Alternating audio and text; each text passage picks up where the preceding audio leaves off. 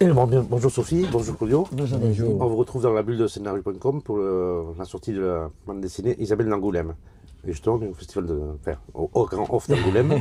C'est pas le festival de la ville. Alors, comment est né ce projet? Alors ce projet, on va dire qu'Isabelle d'Angoulême m'a accompagnée absolument toute ma vie puisque je l'ai découverte quand j'étais une petite fille et il était question voilà d'un enlèvement sur les marches de l'église. Ça s'était passé à Angoulême. C'était à une époque où j'adorais tout ce qui était Chevalier de la Table Ronde, Ivanhoé, les miniatures médiévales. C'était vraiment ce qui m'intéressait le plus en fait, le Moyen Âge. Donc j'ai fait ma maîtrise d'histoire médiévale sur elle, donc voilà, Bibliothèque nationale, etc. C'était à la Sorbonne. J'ai écrit un premier livre, et puis très vite, j'ai eu envie d'en faire une bande dessinée. J'ai eu la chance de rencontrer Éric Arnoux, qui m'a proposé d'écrire avec lui 3 tomes des Aigles décapités chez Glénat. Et il m'a appris le métier. Et là, je me suis dit, non mais c'est sûr et certain, il faut faire une bande dessinée sur Isabelle d'Angoulême. Parce que pour moi, c'était un médium qui qui était exceptionnel pour raconter du panache, du romanesque, et en même temps pour s'attacher à la psychologie, la faire évoluer.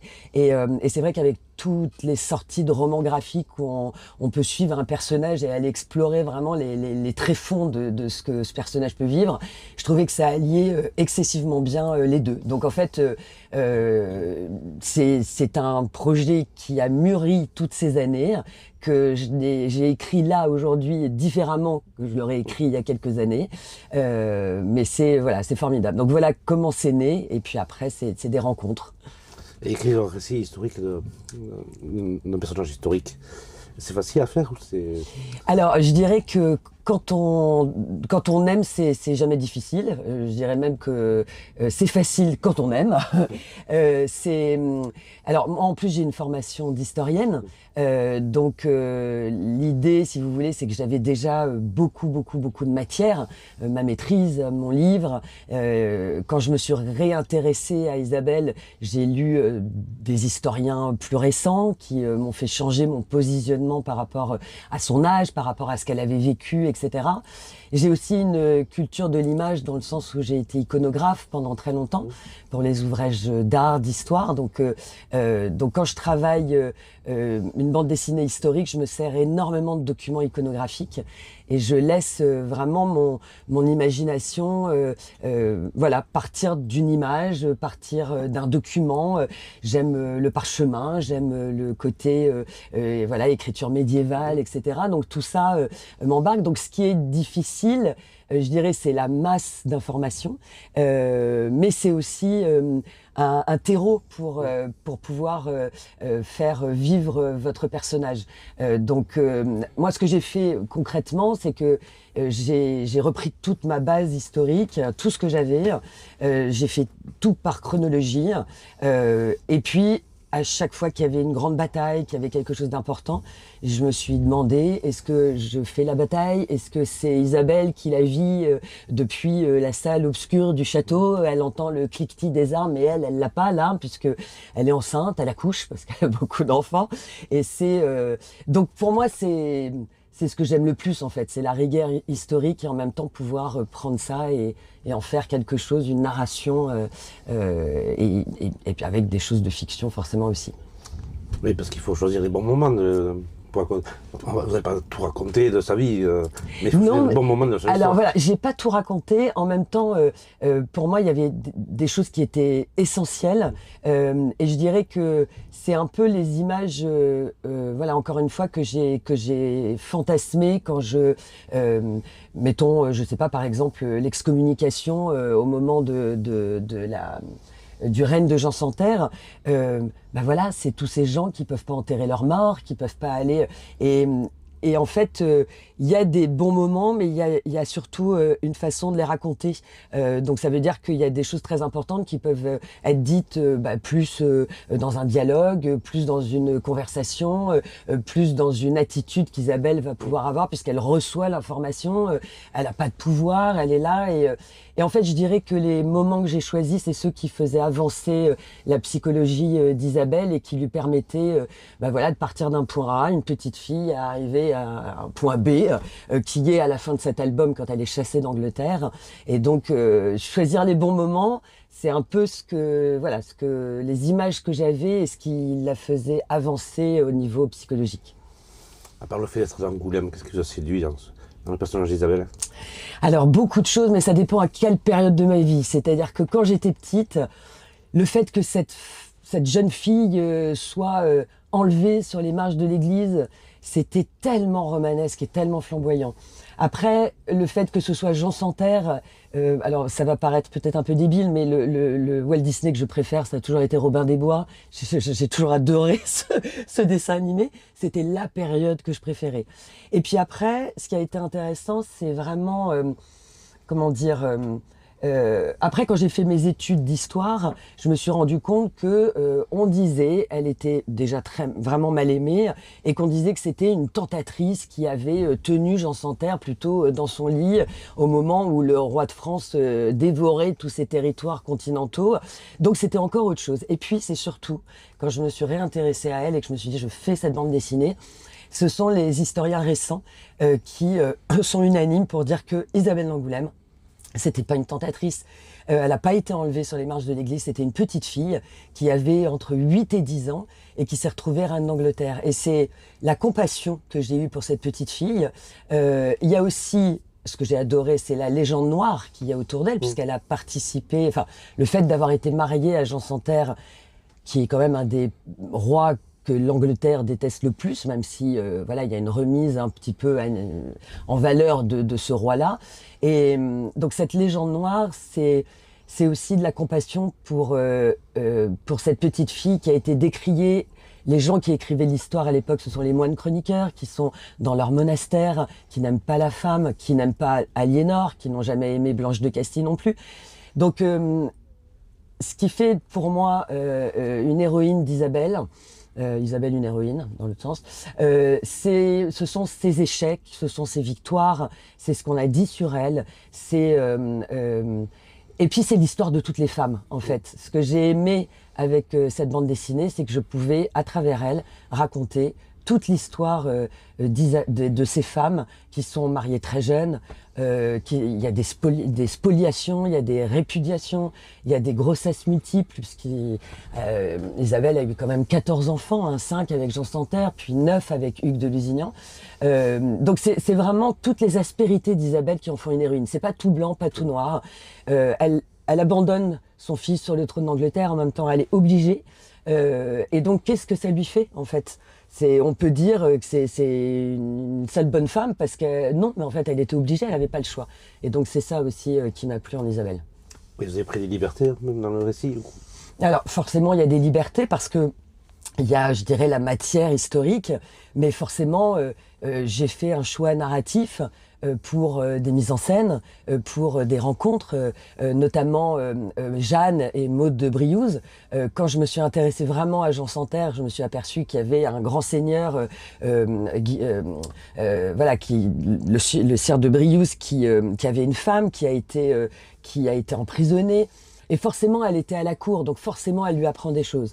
On sait qu'elle a rencontré Aliénor. Il y a cette jeune fille, Jeanne, qui est la fille bâtarde, entre guillemets, de Jean, qui a le même âge. Et donc, la fiction, elle est dans toutes ces rencontres qui font que je mets en scène des rencontres, pareil, pour avancer sur les événements, pour comprendre les tenants, les aboutissants, et pour faire évoluer Isabelle, qui, dans ce premier tome, apprend son métier de reine, mais n'aura absolument pas l'occasion de régner, en fait, puisqu'elle est renvoyée. Et quand on écrit un récit comme celui-là, c'est beaucoup de scènes dans une cour, enfin, dans la cour d'un château, par rapport au roi ou aux reines. Et est-ce que vous pensez au rythme du récit pour le dessinateur? Bien sûr. Pour qu'il ne s'ennuie pas à dessiner. Bien sûr, mais bien sûr. C'est pour ça, alors, en fait, je pense que les événements historiques, je les fantasme. Par exemple, dans le tome 1, il y a le siège de Mirebeau, où quand même, voilà, Aliénor d'Aquitaine est assiégée. Et là, c'était le moment vraiment de faire une belle scène de bataille que Claudio, tu sais, le siège de Mirebeau, où Claudio a pu vraiment s'éclater à faire le panache, les armes de guerre. Là, on est dans Arthur et Chevalier de la table ronde. Mais vraiment, mais c'est vrai qu'il faut pas que des récits de bataille, parce que moi, je m'attache à la psychologie aussi d'Isabelle. Donc, j'ai essayé, voilà, quelquefois des banquets, quelquefois elle est seule, quelquefois elle est à cheval. Voilà, j'ai essayé pour que Claudio, effectivement, ne s'ennuie pas, d'avoir des décors différents, avec des personnages différents, une ambiance différente. Donc oui, il faut effectivement, parce qu'autrement que des scènes de bataille ou que des scènes dans les salles obscures des châteaux au feu de cheminée. Donc, mais voilà. Donc, Quand on vous propose le projet, vous vous dites, aïe, ça va me donner beaucoup de travail, ou vous acceptez de suite? Non, de suite, parce que j'ai déjà travaillé sur une série historique avec Chédelcourt, et donc pour moi, je ne sais pas en français comment se dit précisément. C'est un plaisir. Si, c'était un plaisir tout de suite. Et puis à Sophie, nous sommes connus pour notre projet, et après nous avons décidé de faire Isabelle. De faire Isabelle, pour moi, c'était très intéressant. L'historique. Puis c'était pas forcément la période que tu avais. Non. Voilà, mais en même temps, là. Si, c'est pas probable. Et votre Isabelle, physiquement, elle ressemble vraiment à Isabelle de l'époque? Alors, il y a évidemment pas d'iconographie, à part son gisant. Mais bon, elle est très morte, quand même. C'est le gisant magnifique qui est à Fontevraud. Non, j'avoue que j'ai eu plusieurs inspirations, dont ma fille, voilà, qui est blonde aux yeux bleus. J'ai envoyé ma fille. Et puis, Léa Seydoux, quand même, parce qu'elle a quand même joué Isabelle d'Angoulême. Alors, pas forcément un personnage que j'ai profondément apprécié dans le Ridley Scott sur Robin des Bois, mais bon voilà, et quand même, alors après je pense que c'est plus la légende 19e qui disait qu'elle était blonde et que tout ça. Bon, ma fille étant blonde, c'était pas impensif, c'était que voilà. Donc, j'ai fait un mix. Et oui, un mix des deux. En revanche, ce qu'il existe, c'est son seau qui est absolument exceptionnel et qui est d'une grande finesse. Elle a un faucon sur le bras, c'est d'une pureté. Enfin, moi, c'est ce que j'aime dans le Moyen-Âge. C'est ces vêtements, c'est pas les meringues, c'est une espèce de truc très chic, ça paraît complètement anachronique, mais il y a une grande élégance, en fait, je trouve, qu'on retrouve dans les miniatures aussi médiévales. Et quand Claudio commence à dessiner les planches, vous intervenez dessus ou vous le laissez libre? Alors, j'ai quand même une belle idée de découpage, parce que moi je viens aussi du cinéma, parce que je travaille dans le cinéma, donc j'avais écrit pas mal de courts-métrages avant de faire de la BD, donc j'ai quand même vraiment des images. Et ce qui est intéressant, c'est que quand j'ai appris le métier avec Éric Arnoux, je lui ai dit, tu sais, j'ai pas une très grande culture BD, en revanche, j'aime vraiment le cinéma. Et il m'a dit, bah voilà, tu déroules ton film et tu fais des arrêts sur image. Et en fait, c'est vraiment ce que je fais. Après, je peux me nourrir d'autres bandes dessinées, évidemment, historiques, que je regarde, où je me dis, ah, j'adore ce plan, donc je peux envoyer à Claudio. Là, tu vois, le personnage, il tourne autour, c'est exactement ça. Donc, mon découpage, il est quand même assez précis. Je l'envoie à Claudio et Claudio, après, il est libre voilà, de placer sa caméra à un autre endroit. On en discute ensemble après les storyboards et puis après on retravaille. Mais c'est vrai que j'ai quand même moi des idées de la façon dont j'ai envie de faire vivre. Mais évidemment c'est ouvert. Claudio est un grand professionnel, donc voilà, j'ai moins de BD à mon compteur, hein, n'est-ce pas? Donc évidemment qu'il y a une part de. Puis après c'est du dialogue, de la communication et c'est. Parfois, quand tu vas à lire le scénario, c'est parfait, mais quand tu vas à faire la mise en page de la storyboard, c'est possible que tu vas trouver des choses qui ne marchent pas bien. Alors, je parle avec Sophie, et nous parlons ensemble. Oui, mais moi je suis, voilà. Pas de problème. C'est une bonne collaboration avec Sophie. Oui. Nous parlons en visio. Parce que tu as travaillé d'autres scénaristes, donc ça. C'est une nouvelle que tu ne connaissais pas avant, quoi. Oui, c'est ça. Moi, je suis un peu toute nouvelle, entre guillemets. Donc, mais voilà, avec quand même une envie, avec des images. Et puis Isabelle d'Angoulême, c'est vrai que c'est un projet que je porte depuis toujours. Donc, j'ai pas du tout d'idée arrêtée, vraiment pas. Mais il y a quand même voilà des choses que je sais au plus profond de moi. Donc c'est chouette parce qu'on s'entend vraiment bien, on fait des visios régulièrement. Et aussi l'expérience du cinéma se voit dans le scénario, non? Quand qu'elle va à donner moi de cadrage, je comprends qu'elle le sait parfaitement. Parfaitement. Que tu veux? Ouais. Non, que tu veux. Oui, que je veux. Non, et puis en fait, C'est terrible tout. Non, ce que j'aime, c'est que pour moi, la bande dessinée, ma découverte de la bande dessinée, c'est que c'est vraiment un pont entre la littérature et le cinéma. Et c'est vraiment ça que j'ai aimé. C'est-à-dire que il faut trouver le bon mot pour expliquer et décrire la case. Et c'est ça qui m'a profondément plu. C'est qu'on peut pas... voilà, il faut être dans le détail, il faut trouver le bon mot, il faut expliquer vraiment ce qu'on voit. Et voilà, pour moi, c'est le pont entre la littérature et le cinéma. Donc moi, je l'adore, c'est le plus beau métier du monde, scénariste de bande dessinée.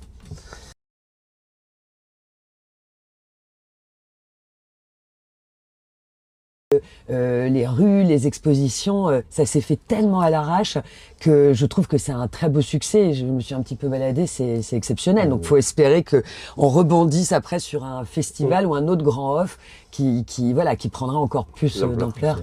On doit remercier tout le monde parce que pour moi, je suis très fier de l'exposition parce que je peux mettre mon dessin à la peinture à l'huile ou à l'aquarelle, ou qu'est-ce qu'elle est. Et après, beaucoup de monde pour faire la dédicace. Non, c'est beaucoup chouette. de monde, le plus grand monde de toute ma vie de dessinateur. Donc, Bon, bah alors, vive Angoulême. Vive le grand off.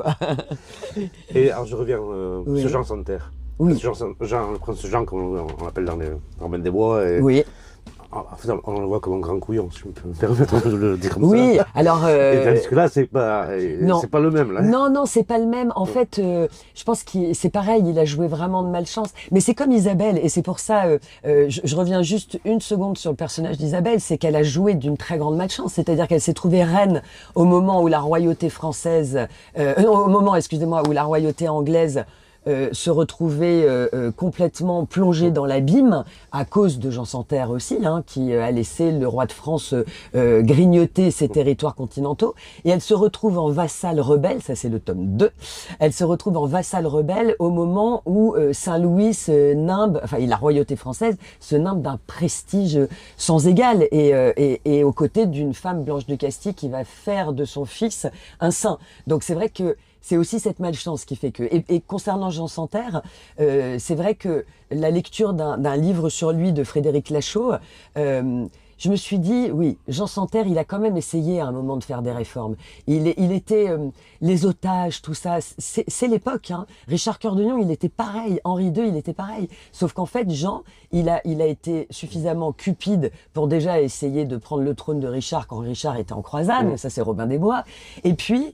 il a épousé Isabelle, donc forcément les Lusignans se rebellent, donc forcément le roi de France prononce la commise et prend tous ses territoires continentaux, puis il est resté genre tranquille, tout ça. Mais il a essayé de faire des réformes, c'est ce que j'essaye aussi de dire, c'est qu'il a quand même essayé. Sauf qu'il s'est retrouvé, il y avait eu tellement d'arbitraire royal qu'on lui a fait signer la Grande Charte et que évidemment il l'a violée, voilà. Mais je pense qu'il était dans la veine de tous les Plantagenets en fait, parce que Richard, on a une image de dingue de Richard, mais c'est aussi dû à la légende de Robin des Bois, tout ça. Mais c'était franchement pas détendre. Et les otages de 5 ans des Gallois qu'on fait pendre, ils étaient tous comme ça. Son père, pareil. Donc, je pense qu'il a du caractère quand même. Genre, après, il est un petit peu réhabilité. Il est quand même réhabilité parce que c'est effectivement un des rois anglais qu'on déteste le plus. Il y a eu Shakespeare, il y a eu tout ça. Mais voilà, donc il était aussi très intéressant de voir. Et puis je pense qu'il y a eu un moment quand même où ils se sont aimés avec Isabelle. Donc c'est ça aussi. Et puis jusqu'à ce que le royaume sombre dans le chaos. Donc le tome 2 est déjà écrit. Alors il est en train d'être écrit. Bon, en même temps, j'ai déjà tout dans la tête. Et vraiment le tome 2, c'est la flamboyance. Elle revient, elle est chassée d'Angleterre, elle se pose vraiment en souveraine. Elle se dit, ok, on n'a pas voulu de moi en Angleterre, Donc là, je suis une reine. Et elle va naviguer entre son fils, et c'est aussi tout le questionnement par rapport à sa fidélité. C'est pour ça que j'ai cette voix off où elle parle à son fils, parce qu'elle s'excuse aussi. Bon, là, c'est un peu 21e siècle, entre guillemets, parce que à l'époque, bon, on abandonne son fils, sa fille. Mais quand même, il y a un côté maternel qui fait que. Et donc, le deuxième tome, elle va bâtir le château qui deviendra l'hôtel de ville. Elle va faire construire les remparts. Et ils vont, avec Hugues de Lusignan, être les plus grands feudataires du royaume de France. Et ils vont énormément s'enrichir. Ils vont faire c'est une bâtisseuse aussi. Et puis, elle va monter la dernière grande révolte féodale pour des histoires de froissement d'amour-propre, parce qu'elle aime pas Blanche de Castille, qui, elle, a réussi à rester à côté de son fils. Et puis, elle va perdre. Et donc, c'est pour ça qu'elle a été jugée puis oubliée. Voilà, donc voilà. Et en tout cas, avec Claudio, juste pour rebondir par rapport au dessin de Claudio, ce que j'aime, c'est sa rigueur effectivement historique, c'est sa reconstitution, et voilà, t'es un maître. Après, c'est vrai que Claudio n'a pas le style historique comme beaucoup ont. Il apporte une modernité. Une modernité dans le mais style. complètement. Et je rajouterais que Claudio apporte une modernité, parce que ça reste une bande dessinée historique, classique, mais il y a une grande modernité. C'est ça que j'ai adoré. On a la chance d'avoir un coloriste qui est exceptionnel aussi, qui est, alors moi je le dis pas mal, mais pour moi c'est un chef opérateur. Quand je l'ai eu au téléphone, je lui ai dit, tu vois, Viking Valhalla, la série, je veux de la lumière partout, je veux des bougies, je veux les mêmes ambiances. Voilà, l'ambiance feutrée, bougies, cheminée, qui fait qu'on est dans un univers médiéval, on est dans un... Et il a fait circuler la lumière d'une façon exceptionnelle. Christian Favrel. Ouais, qui est vraiment très, très, très, très fort. Donc, super. Donc ça, c'est chouette. Si, j'ai essayé de faire un dessin historique, mais à le même temps, comment on peut dire, un dessin plus moderne. Oui, plus moderne, oui. Mais c'est réussi, vraiment, c'est réussi. On n'est pas dans une énième BD et les couleurs sont pas criardes non plus. C'est pas du coloriage en fait.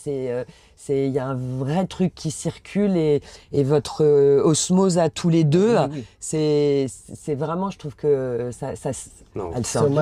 Osmose à tous les deux, c'est à vous trois. Alors tous les deux, en fait, je parlais de Christian et à nous trois. Je pense en tout cas. Comment vous racontez la chose, vous êtes dedans aussi. C'est ça. Et concernant Claudio, ce qui est formidable, c'est qu'on a un autre projet ensemble, que Éric Arnoux, juste éditeur. Et ce qui est génial, c'est l'adaptabilité de Claudio. C'est-à-dire que là, on est sur de la fresque historique avec de la modernité. Et là, c'est un roman graphique qui est aussi historique. C'est un autre destin de femme. Et là, roman graphique de 200 pages, on va dire. Et là, c'est du noir et blanc. Et il s'adapte aussi excessivement bien, c'est-à-dire qu'en fait on est, alors voilà, parce qu'en plus Éric Arnoux est aussi dessinateur, donc il a aussi vraiment sa vision, mais on est sur des cadrages plus serrés, on est sur des personnages en noir et blanc, donc dont il émane d'autres sentiments, d'autres choses, et c'est formidable parce que Claudio il peut tout faire. Voilà, mais c'est vrai, ça reste historique. Là c'est Seconde Guerre mondiale.